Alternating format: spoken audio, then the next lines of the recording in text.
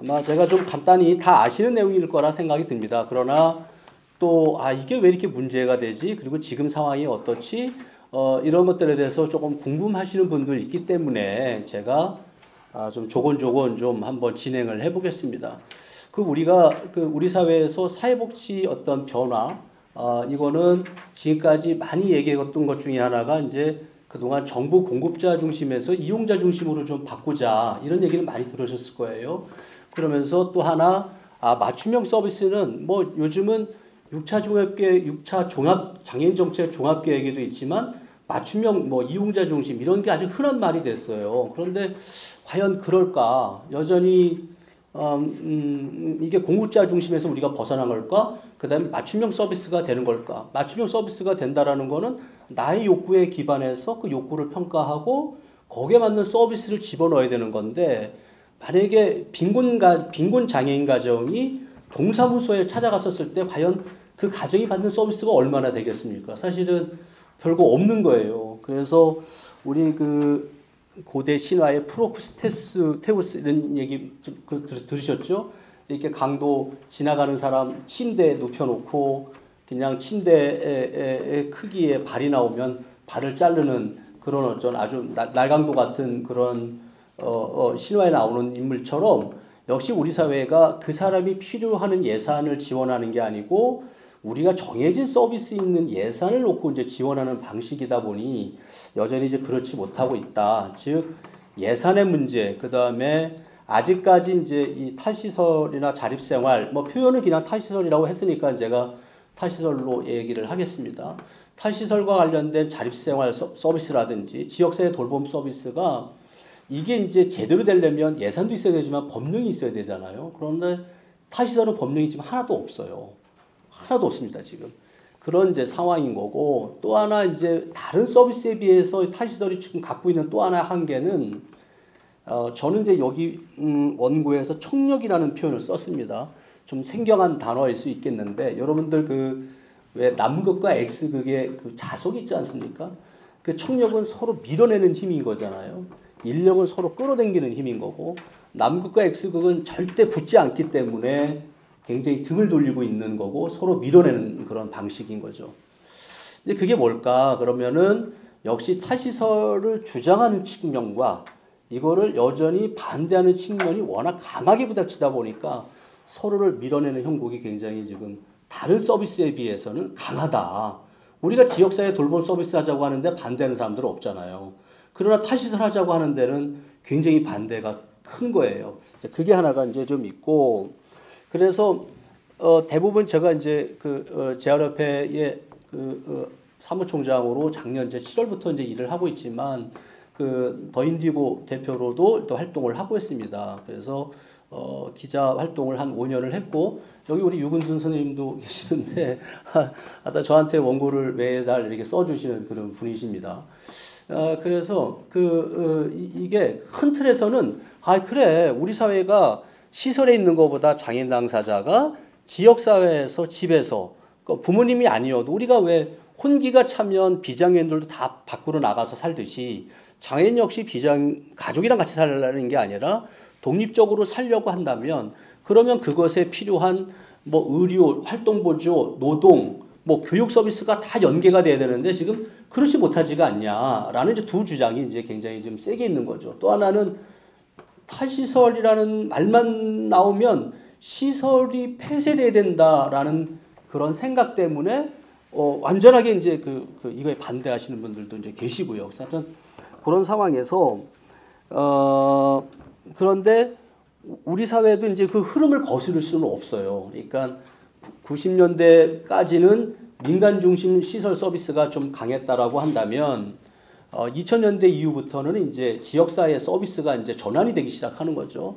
그런데 탈시설 역시도 처음에는 2000년대 초반까지만 해도 누구도 관심이 없었던 과제였는데 한 2007년, 8년 이 서감재단의 그 시설 비리를 인해서 점점 운동으로 발전을 했고, 그것이 서울시가 받아들여서 조사도 하고 또 조례도 만들고, 그러다 보니까 서울시가 조례를 만들다 보니 전국이 지금 조례를 다 만들어 놓은 상태에서 중앙정부도 특히 이제 문재인 정부 2017년에 들어와서 이걸 국정과제로 이제 내세운 거죠. 그러면서 로드맵을 만들어야 되겠다. 로드맵을 만들었는데 문제는 뭐라고 할까요? 이거를 이행하고 있는 법적 근거가 있어야 되는데 법은 역시 문재인 정부 때도 21대 여당의 지금 민주당이었죠. 그 당시에는 여당이었을 때 법을 통과 못 시켰어요. 이제 지금도 저는 마찬가지라고 보는데요. 여하튼 그렇게 흘러왔습니다. 그런데 우리가 우리 사회를 들여다보기 전에 해외 사례는 이건 뭐 제가 작성하기보다는 국회 입법조사처에서 나온 자료를 그대로 뭐 정리만 했습니다. 핵심을 말씀을 드리면 역시 이제 우리 서구 유럽 사회를 자꾸 이제 비교를 하게 되잖아요. 탈시설 관련해서는. 그러면 스웨덴 같은 경우에는 발달장애인 지원법으로 시작을 하다가 나중에 시설 폐쇄법으로 법으로 강제화 시켜가지고 지금 뭐 완전히 폐쇄했느냐? 그렇지 못하라고 해요. 여전히 그룹홈이나 이건 남아있는 거고, 유엔에서는 그룹홈도 시설로 보는 건데, 그러나 여전히 그룹홈은 사실은 또 대안이 될 수도 있는 게 또 많은 사회에서 이야기를 합니다. 그래서, 여하튼 스웨덴은 이제 그런 방식으로 시설이 좀 이제 60년대 이후부터 차근차근 이제 정리가 되어 나갔고, 영국 같은 경우에는 사실은 보수 정부가 들어오면서 이 정부가 끌어안아 했던, 영국이 사실은 약간 사회주의성도 강하잖아요. 그래서 공공성이 다 끌어안았던 시설들에 대해서 민간에게 떠맡기는 방식으로 이제 빼는, 그래서 이제 그렇게 하다가 나중에 이제 법으로 정리가 된 그런 이제 형태인 거고요. 미국 역시 마찬가지죠. 미국은 판결에 의해서 시설 사는 거는 부당하다라는 판결에 의해서 점점 발전해 왔다가 이제 ADA법이 만들면서 이제 시설은 차별적인 거라고 이제 그게 법적인 근거를 내린 거죠. 그래서 정리를 해보면 이게 우리가 한국 사회에서는 장애운동이 거센데 장애운동으로만 이게 탈시설이 발전해 온 게 아니라 법과 정부의 정책적 의지와 시민사회의 합의가 함께 맞닥뜨린 것이 사실은 서구 유럽의 탈시설의 발전의 이제 역사라고 우리는 보통 얘기를 해요. 그러면 이런 어떤 서구 사회의 역사적 흐름을 한국 사회에서도 그대로 가져갈 수 있을 것이냐라고 했을 때는 좀 많은 분들이 회의적인 게 아니냐라고 얘기를 합니다. 그거는 이제 한국 사회의 어떤 복지의 역사랑 맞물려 있을 것 같아요. 그러니까 제가 속한 한국장애인제협회도 1954년도에 전쟁이 끝나고 세워진 이제 그런 조직이고요. 그래서 이제 그때는 이제 국가가 만든 게 아니라 미국의 원조를 받아서 만든 조직이고 대한민국의 최초의 장애인단체이지만 그때 예산도 없고 국가가 돌보지 못했던 그 장애 아동들을 연세재활병원하고 같이 이제 치료나 교육을 사실 시작을 합니다. 물론 저희들은 시설을 운영하지는 않지만 이렇게 근데 우리만 그런 게 아니라 예를 들면 소록도 병원 같은 경우에 나환자들은 다 수용을 해야 되는 거고 그거는 미국이 원조를 해서 사실은 지원이 됐던 것처럼 그렇게 해외 원조 플러스 이거를 그래도 가능하게 했던 건 종교 집단이 가능하게 한 거죠. 시설을 운영하면서. 그래서 한국의 어떤 그 시설이 쉽게 정리되기가 어려운 것 중에 하나는 다른 나라와 달리 처음부터 민간이 굉장히 많이 운영해왔고 뒤에서도 보시면 알겠지만 1,500개 중에 지자체가 운영하는 거, 지자체가 위탁하는 거 몇십 개밖에 안 돼요. 절대 다수가 사실은 종교법인 혹은 종교에서 위탁을 한 그런 어떤 우리가 이제 복지관도 있고 여러 가지들이 있지만 이런 모든 사회복지가 사실은 민간 중심 서비스로 발전해 온 거를 어느 일거에 그 국가가 그 민간 서비스를 다 정리하기가 굉장히 어렵다라는 거죠. 그게 사실은 한국 사회에서는 굉장히 좀 탈시설을 전망하는데 좀 어렵게 하는 이유 중에 하나다. 또 하나는 모두에도 말씀을 드렸던 것처럼 국가 예산이나 정책적 의지가 굉장히 한계가 있는데 그 예산도 부족하지만 그 인프라를 깔으려면 사실은 지역사회 자립생활 나와서 하는 서비스들 지역사회 활동 시설에 거주하는 분 전체 인구가 한 28,000명 되는데 그러면 50만 명은 다 지역사회에 있는 거 아닙니까? 지역사회에 있는 그 중증장애인들도 활동 지원도 제대로 못해서 활동 지원 시간 늘려달라고 하는 게 지금 장애운동의 하나의 이제 그 흐름인데 그러면 거주장애인들이 시설에 가서 나와가지고 지역사회에서 살 때 그 다양한 서비스를 다 제공할 수 있겠느냐. 이게 어렵지 않느냐라는 것이 사실은 현실적인 주장이기도 하다라는 겁니다. 그래서 쭉쭉 보시면 그럼에도 불구하고 우리 서울시가 이제 2007년, 8년, 9년 서감재단 서울의 서감재단 비리 사건을 계기로 해서 거기에 계셨던 분들을 지역사회 밖으로 나오게 하고 또 타시설을 조사하는 과정에서 서울시가 조례도 만들고 그 조례가 통과된 게 2022년이죠. 아까 이제 우리 총장님께서 말씀하셨는데 2022년에 그거를 지원할 수 있는 근거를 만들고 또 그리고 이제 그 여러 가지 타시설 지원 5개년 계획을 수립하게 됩니다. 이것이 우리나라 사회에 사실은 타시설 자립생활을 최초로 정책을 만든 건 서울시라고 봐야 돼요. 정부가 아니라. 그렇게 지자체가 추동을 해왔던 거고 지자체가 그 추동하는 과정에서 힘은 역시 장애운동이 계속 추동을 해왔다라고 보는 거고요.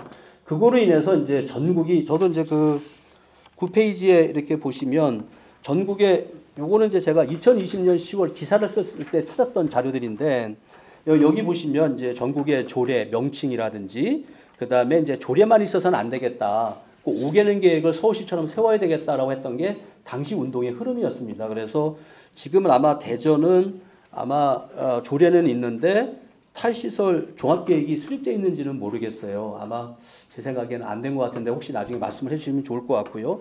그러면 탈시설 조례뿐만 아니라 탈시설 5개년 계획도 중요하니 그러니까 조례가 있으면 그 조례를 이행할 수 있는 계획을 수립을 해야 되니까 그래서 그런 계획을 정부가 막 나가는 과정에 탈시설한 장애인들에게 지원 적자금을 줘야 되는 거잖아요. 그래서 그 적자금이 많은 지자체는 1,500만 원, 어떤 데는 1,000만 원, 어떤 데는 500만 원 이렇습니다. 왜냐하면 그 500, 1,000, 1,500만 원을 갖고 사실은 주거 문제가 제일 중요한 거잖아요. 그래서 그 돈을 보태가지고 내가 시설을 살면서 모아놨던 기초수급 그 연금 돈과 그 다음에 지자체가 지원하는 정착금을 활용을 해서 사실은 3천 내지 2천 정도의 뭐 여기 대전에 예를 들면 요 지역 사회에 뭐 아파트라도 하나 이제 임대 계약을 해서 나가는 거 아닙니까?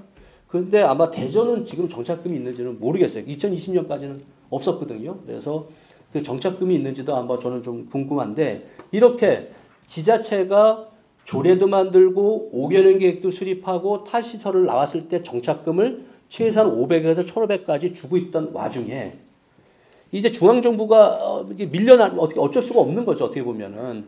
그리고 시설은 점점 늘어나고 이런 상황에서 사실은 문재인 탈시설 로드맵이 나온 거예요. 그래서 그 당시에 그냥 문재인 탈시설 로드맵이 그냥 나온 것도 아니고 2017년도에 탄핵 정부 이후에 정권을 잡으면서 그때 대선 공약 과제 중에 하나가 장애계 수건 사업이었던 게 장애인 권리보장법이었습니다. 권리보장법 역시 탈시설을 뒷받침하는 보장법이긴 해요. 그 장애인 권리보장법의 특징이 크게 두 가지인데 하나는 우리나라 장애인복지법은 사실 기본법 성격이 아니라 어떤 서비스를 주겠다는 서비스법인 거고 그 서비스가 어떤 권리에 의해서 작동되게끔 만드는 거냐라고 하는 그 법은 없는 거예요.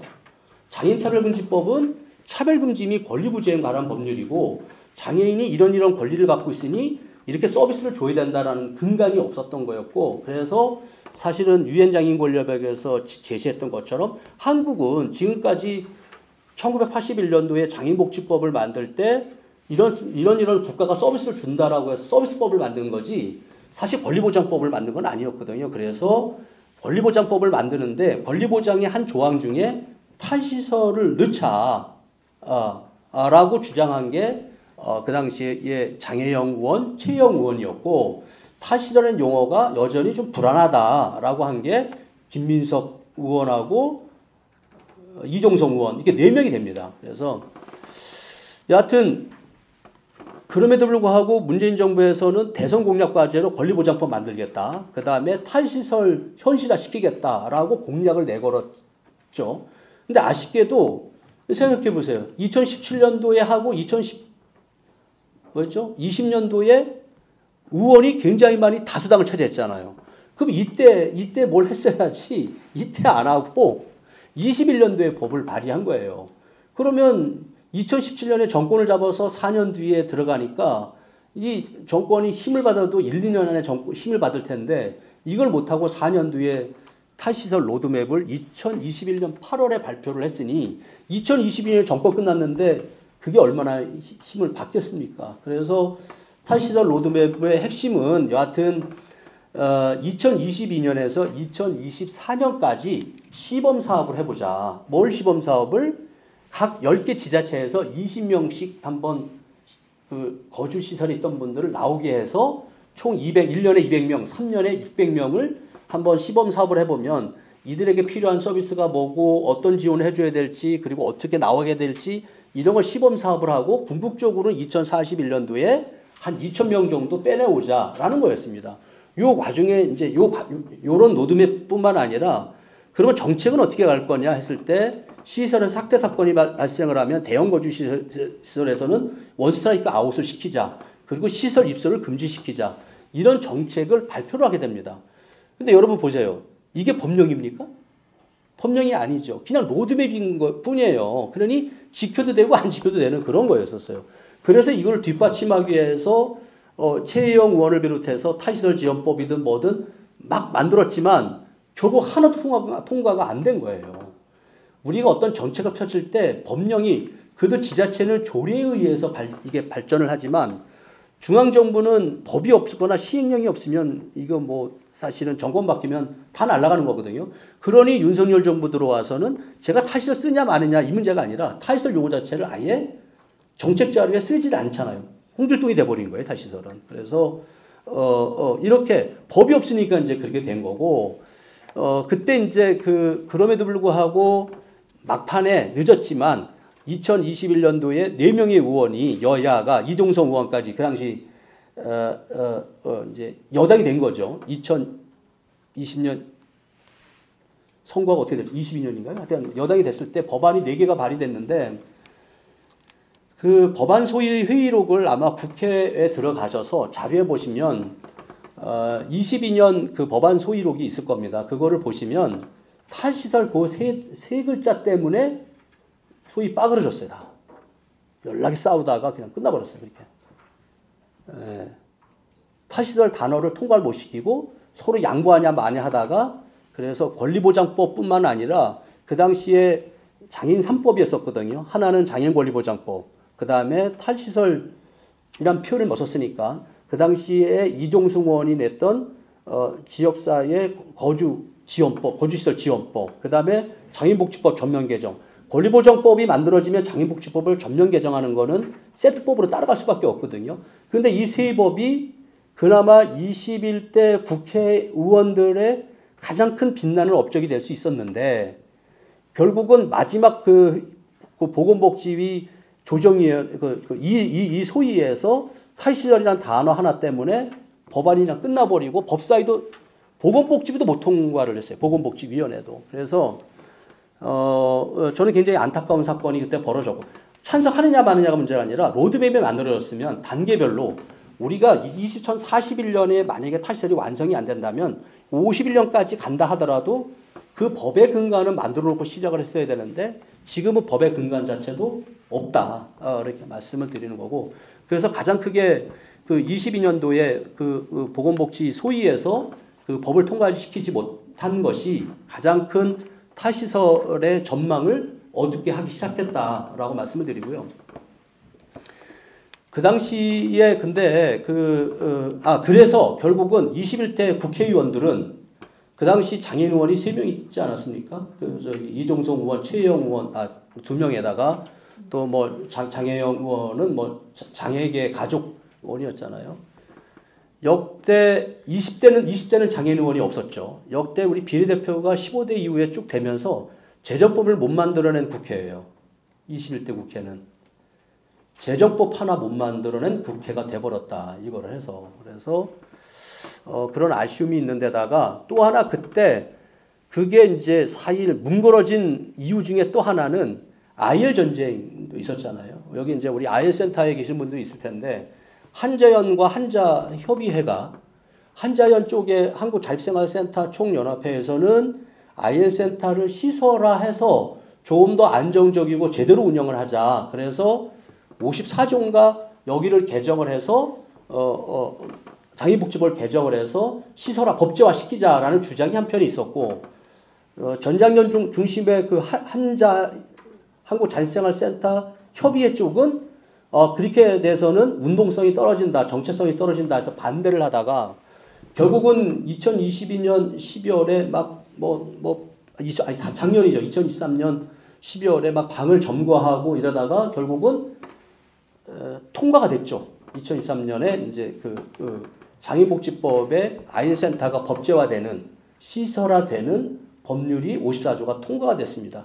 이거에 사실은 더 진영 간에 굉장히 화가 났던 거였고 전작년에서는 절대 그래서 어떻게 보면은 그 이종성 의원이 발의했던 법률을 통과시키지 말아야 된다라는 것이 굉장히 강했던 때였습니다.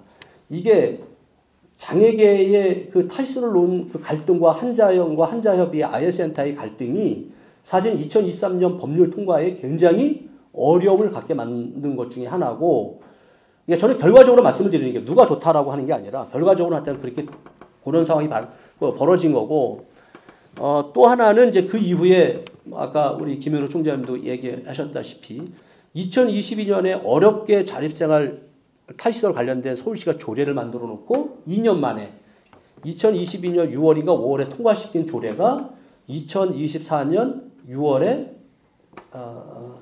그 시설 이용자 부모회가 민원 청원을 넣어놨고 결국은 그래서 그것이 폐기가 됐습니다. 이것이 저는 엄청난 영향을 미칠 거다. 앞으로 다른 이제 지자체도 고민하기 시작하겠죠.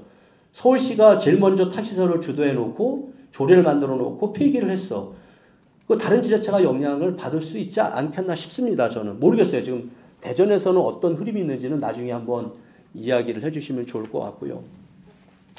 그렇게 해서 2024년이 왔죠. 2024년이 2023년 권리보장법과 탈시설 지원법, 이제 그 자립생활 지원법이라고 하죠. 그거 하고 그 다음에 이제 그 장애인복지법 이 세 개 법률이 탈시설 단어 하나 때문에 보건복지위 상임위도 통과하지 못하고 완전히 그냥 폐기돼 버린 거죠. 폐기됐고 그 다음에 그런 와중에 2024년 6월에 서울시 조례도 사실은 이제 다 폐기됐고 2024년에 이제 선거가 치러졌죠. 지금은 이제 다수당을 차지하는 게 지금은 이제 민주당인 거고 여당이 지금 이제 좀 소수당이 되긴 했지만 여하튼 그 국민의힘의 최보윤 의원과 그리고 민주당의 서미화 의원 그 다음에 그 국민의힘의 김혜지 의원 모두 다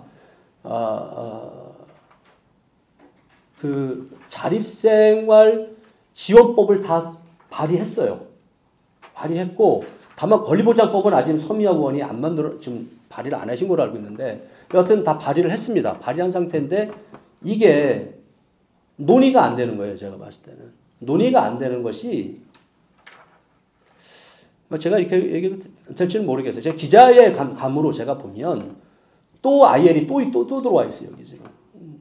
IL 센터 계시는 분들은 제가 아는 분도 우리 자영 씨도 저기 있는데 아는 분들이 있는데 IL 센터가 지금 이제 한자연이 주장하고 있는 IL 센터에 장애인복지 시설이 58조인가 아마 있을 겁니다. 시설의 한 유형으로 넣어야 된다라고 2023년 통과될 때 그렇게 됐고 그러려면 시행령에다가 IL 센터가 뭐다라는 걸 넣어야 되는데 지금 복지부가 그 작업을 막 하는 와중에 서미화 의원이 이제 한자협과 또 협력을 받아서 무슨 소리냐. IL은 장애인복지법 4장에 있잖아요. IL 센터는. 그 원칙대로 가라. 라고 이제 법을 또 발의를 했어요, 이번에. 그러면 54조의 IL과 58조의 IL은 뭐가 다르죠? 이 두 싸움이 저는 앞으로 굉장히 세게 부닥칠 거다라고 감히 예상을 합니다. 장애인복지법 54조하고 58조를 한번 봐보세요. 그러니까 제가 쓰고도 기억이 잘 안 나는데, 그러니까 한자연이 주장했던 거는 장애인 IL 센터를 법제화하자. 장애인 시설의 유형에 이걸 넣자. 그런데 그냥 바로 법에다 넣었으면 좋았는데 시행령에 이걸 못 박아도 주자라고 이렇게 법이 통과됐기 때문에 IL 센터가 이제 뭐다. 한자연이 주장하는 IL 센터는 뭐 하는 거다라는 것이 시행령이 만들어져야 이제 되는 겁니다. 그러면 IL 센터 기관장은 어떻게 하고 뭘 어떻게 뽑고 어떻게 돈을 얼마 지원하고 이런 게 시행령 시행규칙에 다 들어가는 거 아닙니까? 이 작업이 지금 한창 해야 되는 과정에 서미화 의원께서는 또 그러니까 한자연이 아니라 한자협과의 주장대로 IL 센터의 정체성을 좀 제대로 가져가려면 54조 그걸 오히려 강화해야 된다. 54조가 아마 그 IR이 원래 조항일 겁니다. 그래서 그러면 저 같은 기자들이 봤을 때는 도대체 그러면 어떻게 IR을 정의할 거냐에 대한 것이 논의도 없이 또 싸움이 크게 벌어지겠다. 이 싸움이 벌어지기 시작하면 지금에 있는 발의된 김혜지 의원하고 최보현 의원이 발의한 자립생활지원법 자체도 논의하기 굉장히 어려워지겠다라는 생각이 드는 거예요. 가뜩이나 벌써 시설 이용자 부모에서도 지금 다시 이걸 갖고 문제를 제기하는 상황이고 그런 상황에서 과연 국민의힘에서 제대로 된 자립생활지원법을 가져갈까? 또 하나 이게 탈시설 로드맵이 문재인 정부 때 만들어진 로드맵인데 윤석열 정부는 물론 국정과제에도 넣었습니다. 자립생활을 넣었지만 윤석열 정부에서 이거를 꼭 가져가야 될 이유가 있을까? 그 다음에 또 하나는 지금 탄핵이잖아요. 탄핵이 언제까지 갈지는 모르겠어요. 저도. 그러면 빠르면 만약에 헌법에서 인용을 해서 탄핵을 가결하게 되면 60일 안에 가결하게 되면 5월에 재선거가 있겠죠. 그럼 정권이 어떻게 바뀔지도 모르는데 이걸 누가 또 손을 대지?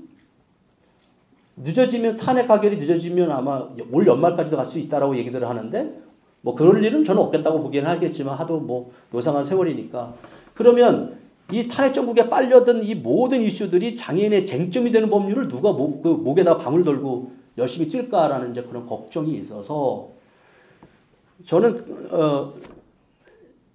그 IL 속에서도 여전히 지금 이제 아주 물밑에서는 굉장히 저는 소리 없는 전쟁이 좀 벌어지고 있다라고 보고 있는데 탈시설 역시 지금 아마 올해 안에는 적어도 통과 어렵다. 저는 그렇게 봅니다. 사실은.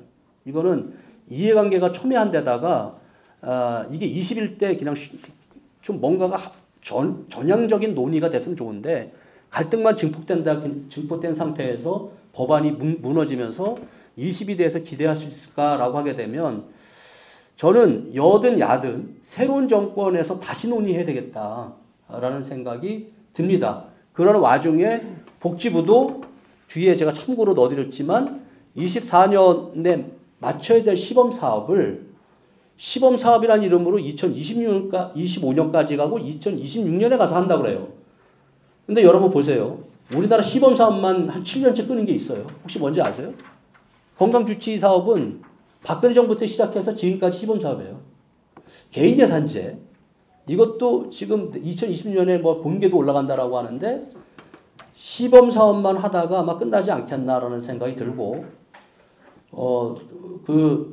돌봄 통합법이라고 하죠. 돌통법이라고 보통 이제 얘기하는데 이것도 2026년에 작동이 되려면 올해 안에 시행령이 만들어져야 되는데 아마 이게 장애인을 배제한 노인 쪽으로만 지금 이제 시범 사업을 하고 있어서 그거는 아마 이따가 아마 말씀을 해주시지 않겠나 싶어서 같이 탈시설과 이게 다 맞물려 있기 때문에 아마 오늘 토론이 말은 탈시설 현황이지만 사실은 지역사회 자립 돌봄 이 현황과 앞으로 전망이 그리 이렇게 정부가 내놓은 정책이나 이런 것이 밝지가 않다라는 거를 좀 죄송하지만 저는 일단 있는 그대로 제 생각한 대로 말씀을 드렸습니다. 네, 이상 마치겠습니다.